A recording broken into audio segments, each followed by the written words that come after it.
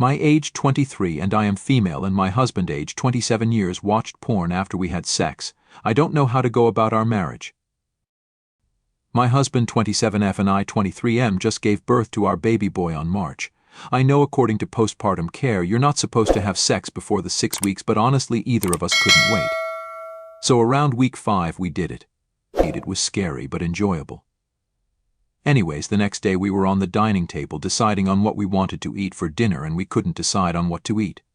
So I grabbed his phone. We usually use each other's phone, if they are the closest for convenience, and went to Safari to look for options, and to my surprise he had of as the last website he had opened. I was furious, and to make matters worse, Mill thought it was my phone, so she saw and turned a blind eye. Once Mill left, I opened his Safari again and left it open and gave his phone back, and went to the room. He followed me and apologized profusely. Before becoming BF and GF we had talked about cheating boundaries, and both of us agreed that porn would be cheating, and both agreed.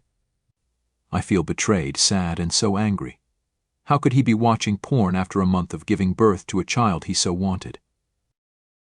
My baby boy and I almost died at the hospital, so it was really traumatic, and he was there. So it just baffles me so much that he couldn't wait for me to be healed. We have gone to couples therapy, but honestly all I can think of is divorce. I left my job to be a psalm, so I just feel like an idiot for quitting my job and believing that this man would support me through everything. Ever since that day, he was apologized countless of times, but the trust is so broken. I'm not someone that can easily trust again. IDK what to do or how to go about it, in all honesty.